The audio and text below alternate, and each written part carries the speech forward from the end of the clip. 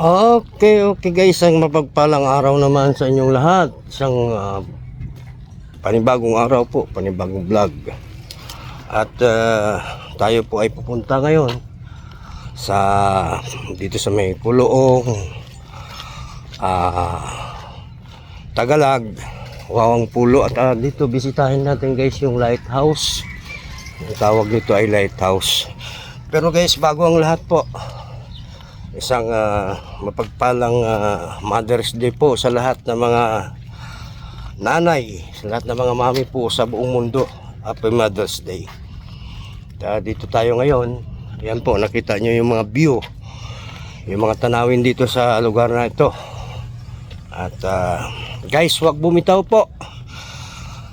Panoorin nyo po at aking papakita ang mga magagandang lugar dito po sa boardwalk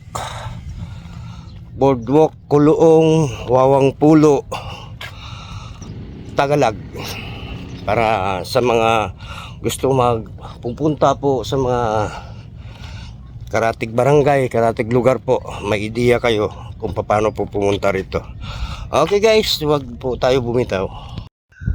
Okay, at gaya nga ng ating sinabi guys, ang lugar na to, ang boardwalk, Wawang Pulo, Tagalog at Puloong ay makikita nga dito sa tatlong barangay na yan. Pero ang ano dito, ito ay dating iniikot.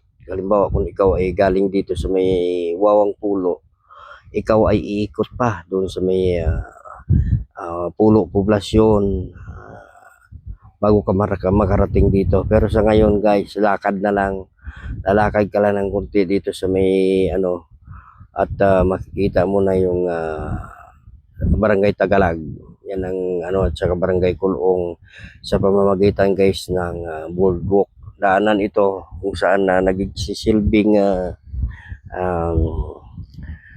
joggingan ng mga tao kung umaga. Mayroon ka makikita guys ng mga namimisikleta, mayroong naglalakad, mayroong nagkukwentuhan sa mga puro paligid. Kaya napakalaking kaginhawaan ito at baka sa ito ay proyekto ng Apat na G. Kung taga Valenzuela ka, alam mo na yung Apat na G, Gatchalian Brothers. At sa tulong po ng DPWH, ito po ang project nila dito sa yung tinatawag na Riverside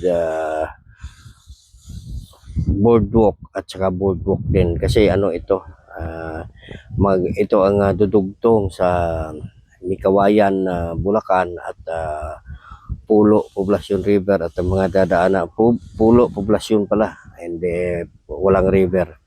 Kaya dumadaan lang sa gilid ng river. Kaya guys, tingnan nyo ang mga paligid. Talagang yung hangin dito guys kapag ganitong oras mo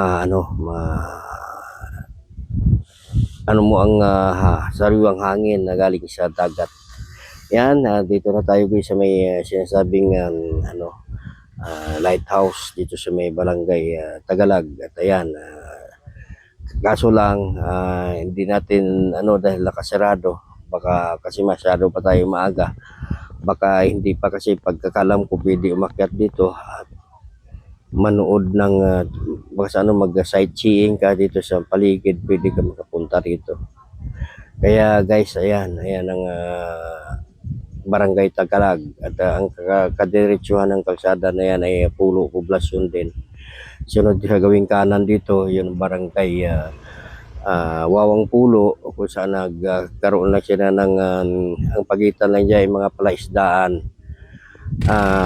Dati medyo may daanan din dito, pero marami ang medyo nakakailang daanan guys, kasi pilapil lang yung palaisdaan daanan, masukal, maraming damo na kung tignan mo parang lagi lang parang may mga ahas dahil masukal na ang daanan. Pero ngayon guys, boardwalk na ang daanan mo, kaya napaka swerte po ng mga taong naninirahan dito sa Kuluong, Wawang Pulo at Tagalag. At sa mga OFW guys na malalayo, ito na yung pagkakataon Dito nyo na naman tayo makita guys ang ngayon inyong sa may ongoing lugar project dito po sa ng ating sa inyong pinagmulan dito sa May pamahalaan lungsod Valenzuela. ng Valenzuela. Okay guys, at Sa tulong po maraming ng salamat sa inyong DPWH. panunood at Dito sa naman mga tayo bago sa sa aking channel guys.